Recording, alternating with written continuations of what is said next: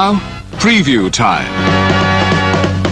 So let's take a look at what's coming your way.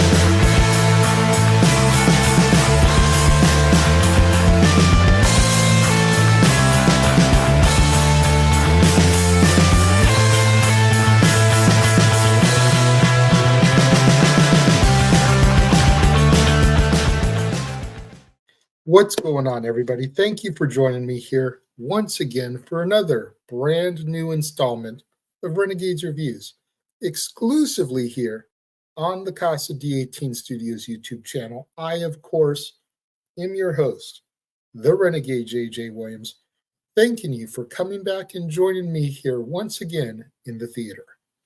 Today, we're going to be discussing a film that is celebrating its 15th anniversary, a film entitled Leap Year.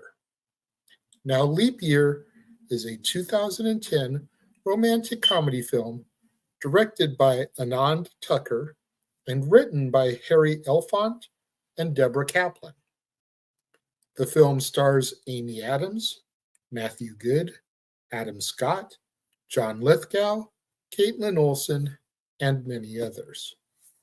Now, as our movie opens, Boston real estate stager Anna Brady, played by Amy Adams, is frustrated that her boyfriend has still not proposed after 4 years, even though they are about to move into an upscale apartment together. So she decides to travel to Dublin, Ireland, where he is attending a cardiology conference.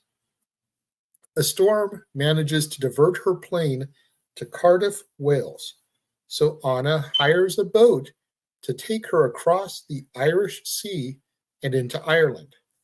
However, due to the storm, she is forced ashore at a small seaside village called Dingle.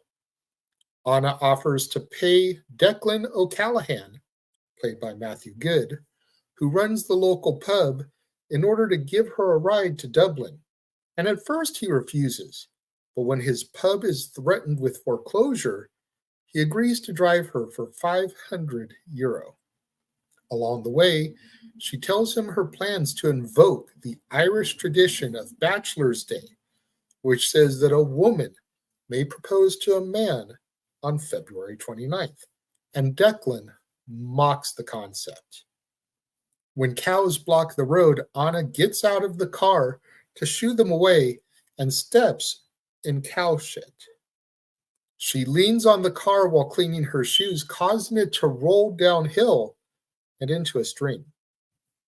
They continue on foot until a van with 3 travelers stops and offers them a lift. Ignoring Declan's warning, Anna hands them her suitcase first, and before she can get into the van, they drive off without her. Anna and Declan continue walking to a roadside pub where they find the travelers. Declan fights them and retrieves Anna's bag. While waiting in the pub for a train, they ask each other what they would grab if their homes were on fire, and they only had 60 seconds to leave. Absorbed in the conversation, they miss the train and have to stay the night at a local bed and breakfast in Tipperary.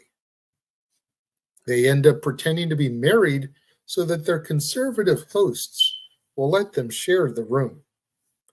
During dinner, when the other couples kiss in order to show their love for each other, Anna and Declan feel obliged to kiss as well. This ends up stirring feelings that neither had expected. They sleep in the same bed, but they do not admit their new feelings. The next day, they continue to hitchhike, but a hailstorm forces them to take shelter in a church where a wedding is taking place. They are invited to the reception, where Anna proceeds to get drunk. She begins to question her relationship with her boyfriend Jeremy and realizes that she has feelings for Declan. As they are about to kiss, she vomits and passes out. They arrive in Dublin the following day, and Declan reveals that he was once engaged, but his fiancée ran off to Dublin with his best friend and his mother's Claddagh ring. Anna suggests that while they are in Dublin, he should ask for the ring back. And when they arrive at Jeremy's hotel, Jeremy surprises Anna by proposing to her in the lobby. Seeing that Declan has already left, she goes ahead and accepts Jeremy's proposal. At their engagement party back in Boston, Anna discovers why Jeremy proposed. The co-op board of the apartment building were not going to approve their application if they were not married. Dismayed, she pulls the fire alarm and waits, testing the 60-second concept that she and Declan had discussed. Jeremy grabs all of their electronic devices, leaving Anna to look after herself. She ends up realizing that there is nothing in the apartment that means anything to her, including Jeremy. Meanwhile, back in Dublin, Declan retrieves his mother's claddagh ring from his ex-fiancée. Anna returns to the pub in Dingle, where Declan has raised enough money to pay off his debt thanks to the help of the local community. She tells him that she has broken off her engagement and proposes that they get together and not make any plans. Declan leaves. Thinking that she has been rejected, Anna rushes outside to the edge of a cliff overlooking the sea. Declan emerges, revealing that he went to retrieve his mother's claddagh ring. Declan says that he wants to make plans with her, and he proposes. A short time later, they drive away in Declan's car with a "just married" sign on the back, and Anna tosses aside the map, leaving their destination open to fate, and our movie comes to its close.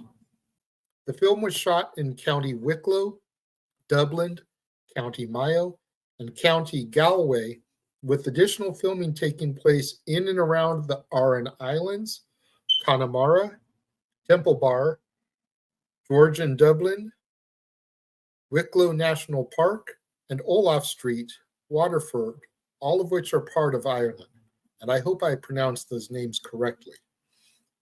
The film opened at number 6 domestically at the box office, behind such blockbusters as Avatar, Sherlock Holmes, and Alvin and the Chipmunks, the Squeakquel, as well as Daybreakers and It's Complicated. Definitely some tough competition that film's opening weekend. The film's lead actor, Matthew Goode, who played Declan O'Callaghan, admitted, quote, "I just know that there are a lot of people who will say that it is the worst film of 2010, and went on to reveal that the main reason that he signed on to do the film was so that he could work close to home, be able to see his girlfriend and newborn daughter. I definitely don't think it was the worst film of 2010, but I did find it a little formulaic, however cute at the same time. You know, it's your typical romantic comedy. Boy meets girl, boy and girl fall. There's tension that causes them to break up and go their separate ways. Boy and girl find their way back to each other. Boy and girl live happily ever after. It's your standard formula for a romantic comedy, with very few exceptions. But just because it's formulaic, just because it's predictable, doesn't mean that it's bad. I give this film 3 out of 5 stars. I thought Amy Adams was wonderful. I love Amy Adams, ever since I was introduced to her back in the Muppets film, which I believe that also was 2010 or 2011. I've been a huge fan of hers. You know, Enchanted. Love her in Enchanted as Princess Giselle, which I take it back. I think I was introduced to her there, and then the Muppets film came. I love her role in Catch Me If You Can, opposite of Leonardo DiCaprio. There's just something about Amy Adams that radiates through the screen and kind of harkens you back to some of the older actresses of the 50s and 60s. There's something special about her. And I haven't seen a movie with her that I didn't like. John Lithgow plays her father, very minor role. You only got a couple of scenes with him at the beginning and the end of the movie. But still, John Lithgow, I mean, Jesus. I was introduced to John Lithgow back in the 80s with a film called Harry and the Hendersons. I don't know if you guys have heard of it. If you haven't, look it up. But basically, a family takes in a Bigfoot. Antics ensue. But is it the type of movie that you're going to go back to over and over and over again and watch? Especially considering how formulaic it is. It's not Pretty Woman. I can't tell you how many times I've seen Pretty Woman. It's not Chasing Amy. which granted that one kind of breaks the formula, but it's still your standard romantic comedy otherwise. I'd kind of put this like if I'm channel hopping and I saw it was on and there wasn't anything else on that I really wanted to watch, I'd leave it on because I enjoyed it. But is it the type of the movie that I'm going to pick up my remote and be like, oh man, is Leap Year available for streaming? Because I'm jonesing to watch that. Probably not. If I saw it available for purchase at like a Goodwill or something, I dropped the $2, the $4 to add it to my collection, just so I could, if it's not on streaming and I get the itch, pop it into my player. But other than that, it's if I go another 2 years without seeing it, is it the type of movie I'm going to miss? Probably not. What do you guys think? Those of you that have seen Leap Year, let me know. Leave your thoughts in the comment box below. I always appreciate your guys' chatter, your feedback. I love having dialogue with you guys.